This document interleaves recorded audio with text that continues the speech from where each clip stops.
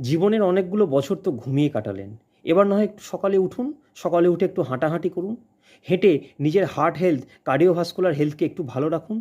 নিজের যে blood sugar লেভেলটা বেড়েছে সেটাকে কন্ট্রোল করুন। নিজের যে অতিরিক্ত ওজনটা বেড়েছে সেটাকে কন্ট্রোল করুন। যে চিন্তা, অ্যাংজাইটি, টেনশন নিয়ে সারাক্ষণ মাথার মধ্যে বয়ে চলেছেন সেটাকে একটু কন্ট্রোল করুন। একটু এনার্জিকে বুস্ট আপ করুন। একটু পজিটিভ ভাইব নিয়ে আসুন। একটু হাঁটুন। সেই কোন ছোটোবেলায় আমরা হাঁটতে শিখেছি, কিন্তু আজও আমরা হাঁটার গুরুত্ব বুঝলাম না। হাঁটার জানেন তো কোনো বয়স নেই। প্রত্যেক সপ্তাহে যদি আপনি 10,000 পা করে হাঁটেন, আপনার শরীর এতটাই ভালো থাকবে বিভিন্ন দিক থেকে, এর চিন্তাভাবনার বাইরে। বয়স্ক মানুষদের ক্ষেত্রে আমি বিশেষভাবে বলবো, যে সমস্ত বয়স্ক মানুষদের হাঁটু দুর্বল হয়ে গেছে, কোমর দুর্বল হয়ে গেছে, মাসকুলার স্ট্রেংথ তাদের লস হয়ে যাচ্ছে, বোনস ব্রিটিল হয়ে যাচ্ছে, তাদের জন্যে সকালবেলায় বা বিকালবেলায় হাঁটা অত্যন্ত ভালো। আসুন আমরা সবাই মিলে হাঁটি, হেঁটে আমাদের শরীরকে আরও ভালো রাখি। নমস্কার।